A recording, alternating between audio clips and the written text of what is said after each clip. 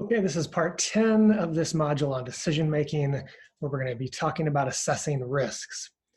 Now, we just finished off by evaluating all of the alternatives or options that we had identified for your decision. And you might have been thinking, yes, great, we're done. I can make the final decision. I know which of my alternatives scored the highest. Let's move forward with that choice. But in reality, we're not done. Using the number from that evaluation, that total number that you add up, is not the final step. And there's a couple of reasons for that. A couple of reasons why we don't use the final score of our evaluation, that final number, to make our decision. And one of the important reasons that we don't do that is that we need to remember that in the end, the decision maker is us.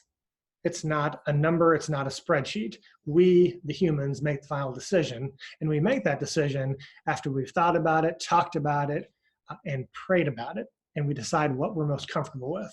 So a number is not the final answer. A number is just an indicator, it's information and it's data that we use to help us make a final good decision. But we make that final decision as a group and in prayer with God.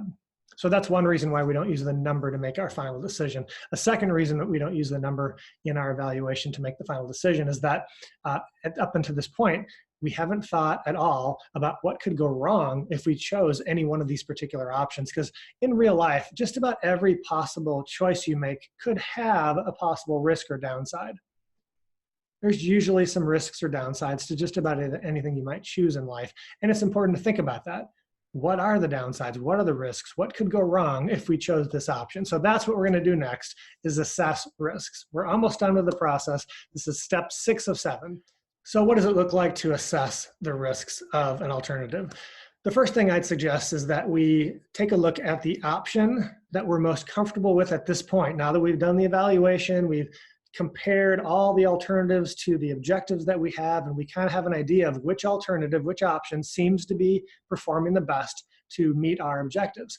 Which option seems to look best at this point? I'd start with that one and assess the risks of that option first. And it could be after you assess the risks of the first option, your top, most comfortable option, could be that you're ready to make a final decision at that point and you don't need to assess the risks of all the rest of the options. So start with your top performing option, the one that you seem to be most happy and comfortable with at this point. And then just simply ask yourself, what risks do we know exist for this option? What are some of the downsides? What are some of the concerns? What are some of the things that could go wrong if we chose this option? That's the question you're going to present to the group, and let people just list out anything they can come up with. It's a brainstorming activity. What are some things that could go wrong? What are the downsides of this particular option? And write it all down. Once you've written down all the possible risks or concerns for an option, then there's 2 main questions you're going to ask. The first question is, what's the likelihood of each of these risks? How likely are they to actually happen, right?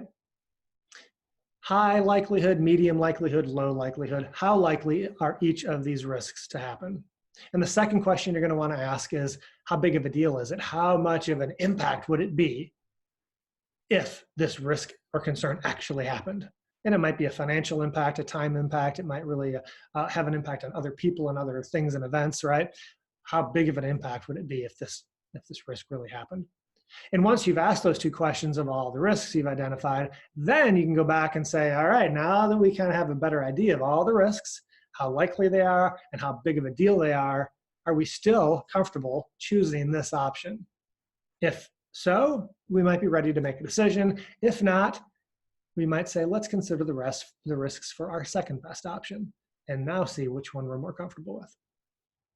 So as an example for our ALLC decision of where should we hold our leadership summit, our best looking option at the end of our evaluation, according to our number and according to our opinion as we looked at all the information, our number 1 option seemed to be to hold the summit in a different nation every year. So that's the one that we started to assess the risks of first.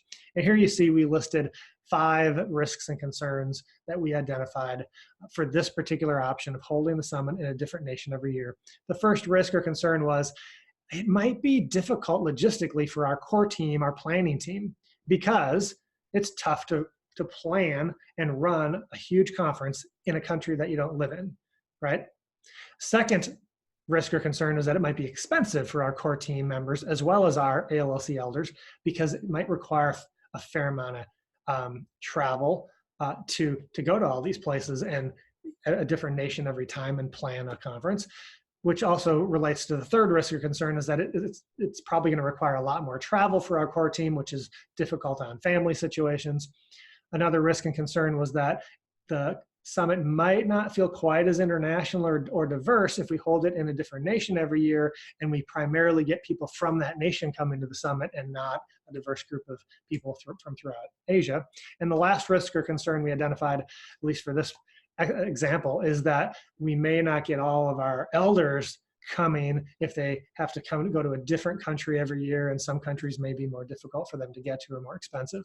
So these are some of the risks or concerns that we identified for the option of holding our summit in a different nation every year. We then went and asked the two questions of how likely, or what's the probability of each of these risks happening? How likely is it? How probable? And secondly, how serious would it be if that risk or concern happens? So you see on this chart, some things we marked high or medium or low, but overall it gave us a better sense of what are all the risks and concerns that relate to this particular option. How likely are they? How serious are they? And then we could ask ourselves at the end, are we still comfortable choosing this option? All right, so now you get a chance to try this on your own decision.